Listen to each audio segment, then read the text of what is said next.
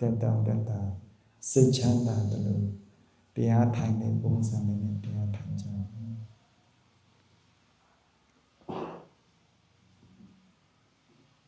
Còn đang suốt này Duyên xuốngถึงแห่งศรัทธาแห่งศีลนาเอากุ้งเอาหมดถึงแห่งขัดใสอันเป็นวงวันเฮาเขาชื่อว่าดีในก็เตมือเตมาปาน10 ล้านลูก10 ล้านไล่เอายาเสละปืนเพให้กวนนั่งนำไล่หลีซ้อไล่ซอยเกอาสากวนนั่งนำนั่นก็ง่ายหรือสิแน่นั่งหือลิกได้เฮาบ่ได้มีกามีขันเสื้อเด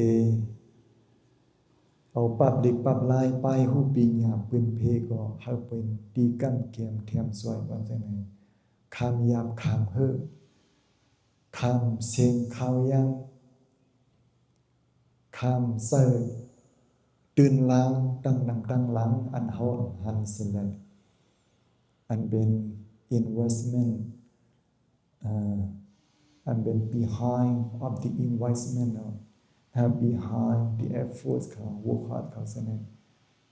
ภายตั้งหลังนั้นมันมีทั้งนั้นย้อนนั้นในที่ไหนเอาเศร้าเขาเอากลุ่มอมนหุ่มส้มเตะก็ไม่หรือในก้อยห้าในแอมไซดังหือที่แนวเว้งหลงเมืองตวนตีเนี่ยบุกูปอกบันกองเกินเส้นไหนก้นกองนำเส้นไหนเพอเปลี่ยนเพอขึ้นแล้วเปลี่ยนขึ้นเลยขึ้นอันไรซ้ำเฮ็ดเส้นอยู่ในคู่กันหมดในเกอันคู่กันหมดไหนในอันกวนดังเวงต่อจีอันอันหูในอันอันนี้เนี่ยเป็นเคลื่อนวงวันนั่นก็เคลื่อนปดทอลงตั้งกี้ก็ไม่พี่น้องใต้ต่างวันต่างเมืองปมาเมืองตุนตีอันเพียวไรอันเอากุมมุนไรอันเอากุมมุนก็ไรอันวันก็ซึ่งเป็นวงวันเขาแทงย้อนนั้นไหนสิไหนย้อนสันโนเนี่ยพอมาวนตัวเอาวันศีลในเสลเตเอาในเสลทัดสร้างอีกกว่าให้โปเลยเป็นธรรมะสวนาธรรมะเทศนาอันดีในความใต้ก็มีไว้ว่ากุ่มสิกขาความมันวางกองไต้ขามันย่อใน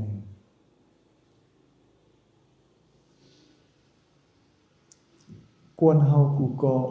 เพอก็ใครมีนามีตาความใดว่ามีนาตาเพอก็ใครมีกุ่มบุญสิกขาตาเรมีกุ่มบุญสิกขานั้นตาเรมีนาตานั้นอ่อนกันคัดใส่เผอมันตีแน่ตอนอันคัดใส่เผอมันพระพุทธพระเป็นสวะอันลีที่สุดกุ่มสิกขาอันว่าเนี่ยเสลีนาตาอันว่าเนี่ยมันเป็นอันไรพวกนี้สิมันเข้าปานนะอันว่าอธิศีลสิกขาเนี่ยอันเมื่อในอันเฮาเอาวันศีลเสร็จแล้วมาเป็นอย่างมาเฮ็ดกุศลนี่ก็มันเป็นเสลีนาตากวนเฮาหนึ่งก็และมันเป็นกลุ่มบุญสิกขากวนเฮาก็ไม่อันว่าวันศีลเนี่ยเป็นความใต้เฮ็ดสังแลความได้หาว่าวันศีลนี่ล่ะต่างวันนั้นรู้สิว่าวันศีลหลายห้าต่างวันก็ว่าวันศีลหลายเป็นวันศีลยาวต่างก็เลยว่าวันศีลในความใจวิกาว่าในการสองอันนี้พอเอาปรมัตถ์และปัญญัติในลองปัญญัติลองปรมัตถ์ในพอเท่าตั้งกี้เฮาก็เตรียมไว้อันนั้นสองอันนั้นมาทัดป้อนในศีลอันก้นตั้งนั้นมักมันว่าหนึ่งวงเป็นวันศีลอันว่านั้นมันเป็นปัญญาก็ไม่พอเอาปรมัตถ์ธรรมะตราเต็บตะเตเตป้อนในศีลวันศีลอันว่านั้นเต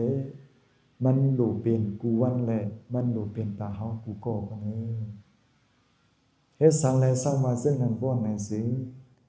ตีปองวันศีลอันว่านั้น วันอันเฮาเอา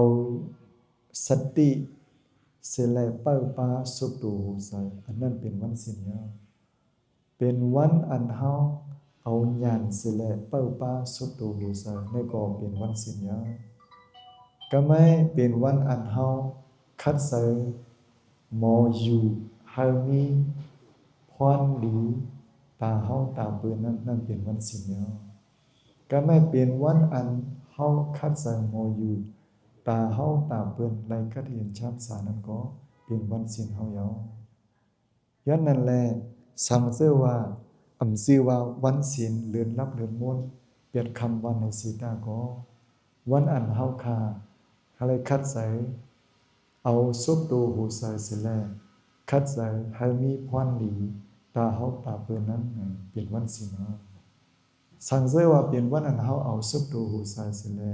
คัดใส่ปันตาเฮาตาเปื้อนและกัดเย็นนั้นก็เป็นวันศีลเฮาเลยเสแน่วันอันเฮาอยู่ซ้อมสติอยู่ตาเสนั่นก็เป็นวันศีลเป็นวันอันเฮาอยู่ซ้อมญาณตาเสนั่นก็เป็นวันศีลเฮาเป็นวันอันเฮาอยู่ซ้อมเลย เอาตัวเฮ็ดกอหลีสุบลาดก็ใส่วนก็ใส่เฮาบ่มีพรดีอย่าไปให้เลยเปลี่ยนตั้งผิดอย่าไปให้เลยเปลี่ยนลองตุ้มตึกตั้งเฮาตั้งเปลี่ยนเช่นนั้นอันนี้เป็นว่าเป็นมันสิ่งนี้อันเฮาอยู่ซ้อม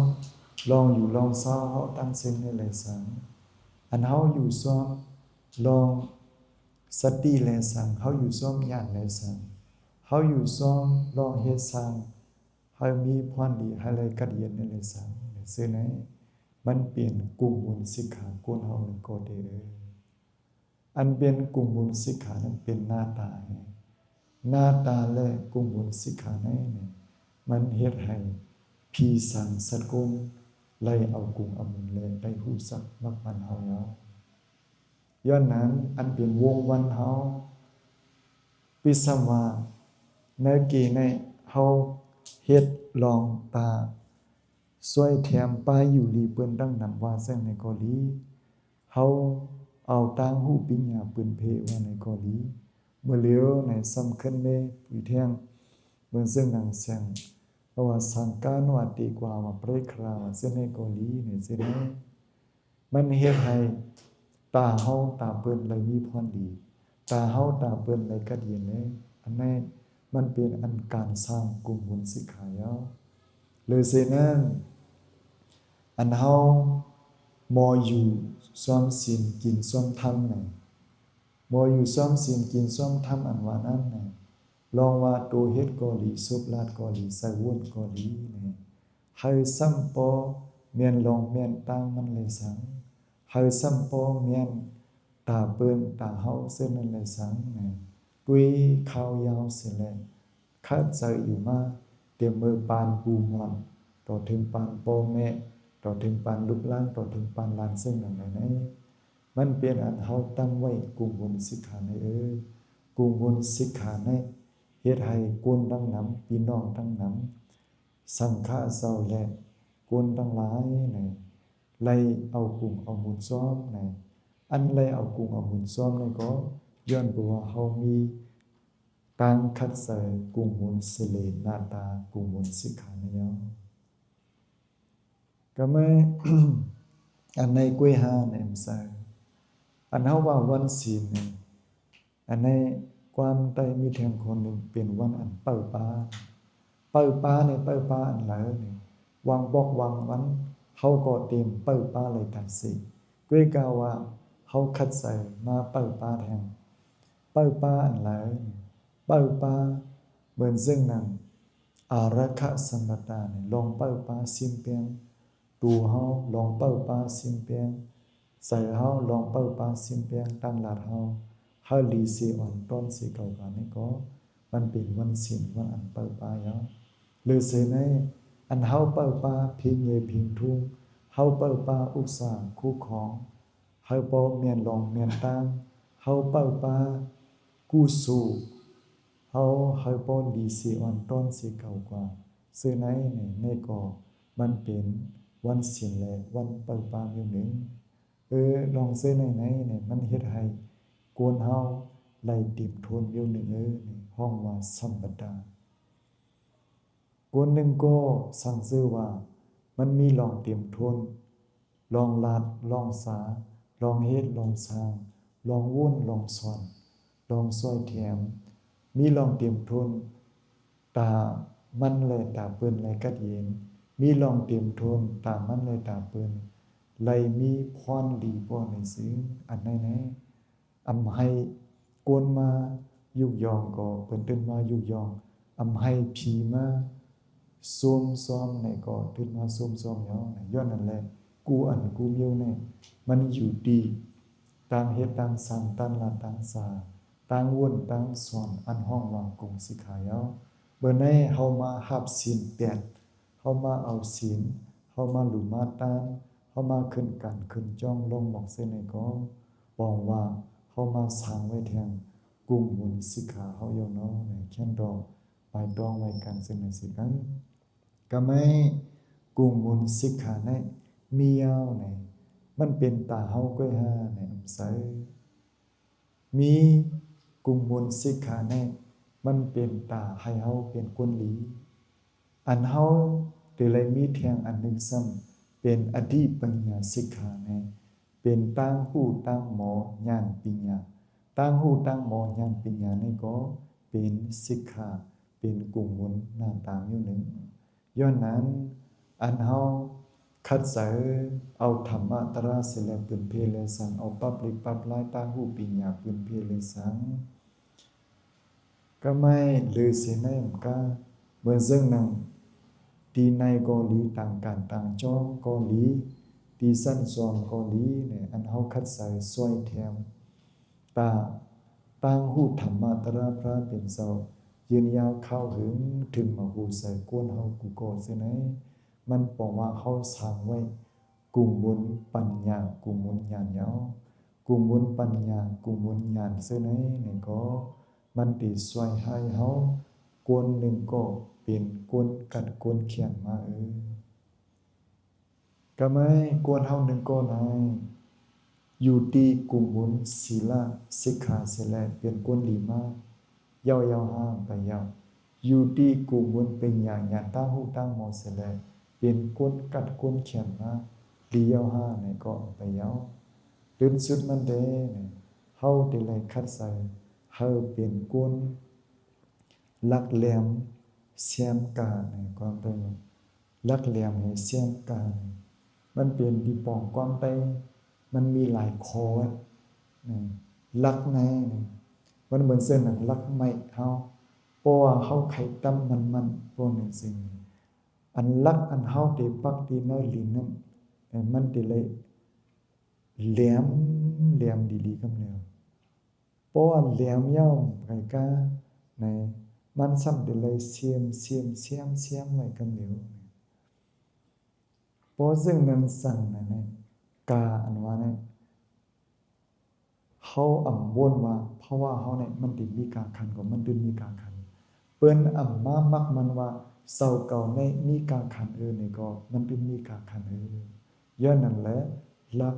แหลมเสียมกาเพราะว่าเป็นลักนี้เฮามันติเลยแหลมเนี่ยแหลมก็เหมือนกันมันนำติเลยเสียมให้มันเสียวครับเนี่ยในเด้มันดึงมีกาคันย้อนนั้นในอันใครว่าที่ก็หรือเสเป็นก้นดีคัดใส่หรือเสเป็นก้นกัดแขนคัดใส่ลื่นสุดมาให้มันสัมปอมันกึมให้มันสัมปอซึ่งถึงนิพพานที่กัดเย็นเปลี่ยนดีนั้นเฮาเสียมไรกาก็เสียมอ้วนวางเพราะว่าเศร้าเก่าในบนเส้นหนังลักเสาหนึ่งอันตาได้ปักให้มันกึมในโลกาเนี่ยเฮาได้เลยคัดเฮาได้เลยเสียมเด็ดๆก็ไม่เมื่อเฮาเสียมมานังเฮปอเตปักมาอย่างนังเฮปอเตมค้อนนังเฮปอเตมเข้าโลกาธรรมอันเลยมาปัดก็นังเฮปอเตมร่วมนั่นเฮาได้เลยให้มันเป็นเหลี่ยมลีให้มันเสียมสีกำเหลี่ยมพอเยาก็ เฮาคาในอยู่ดีในโลกาในมันขาวยาวลีปอยก็มันลีตาเดมันลีใน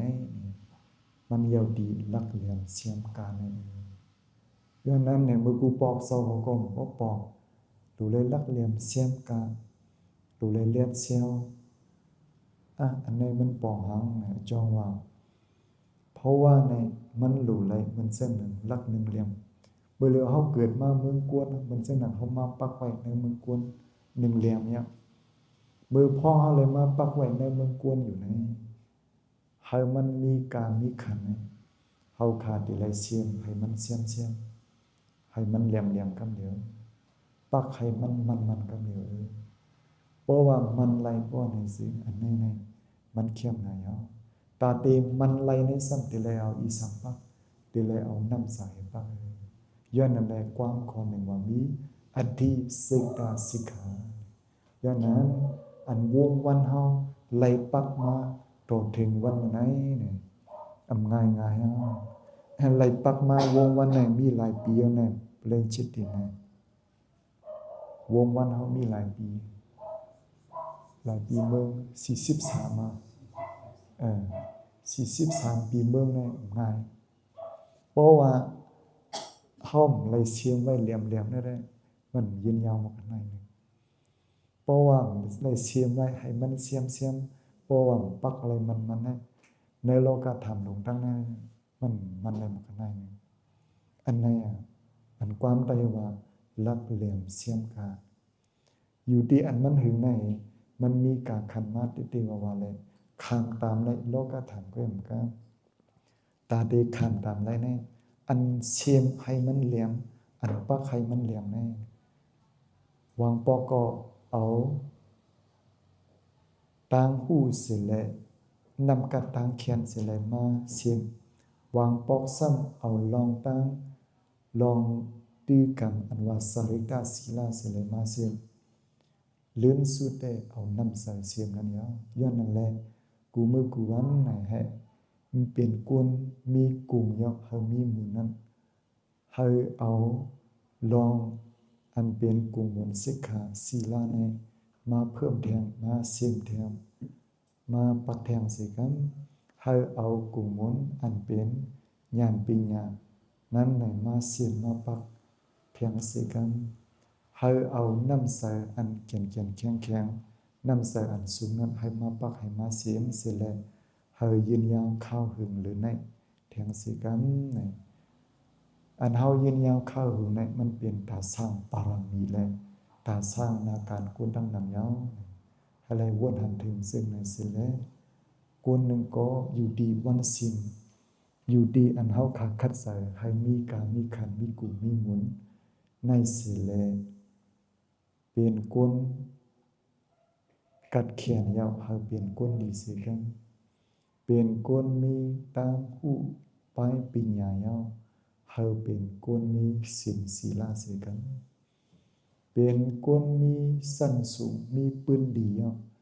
เฮาสิเป็นกุนอันมีน้ำใสสูงเลยมีเพราะว่าปืนดีหรือในโตเต้าหอดเตียในปันสิกันในใครมาเมตตาอนุโมทนาปันเสนในยาวอารมณ์ดินเนเปียวเจนเดเมสกา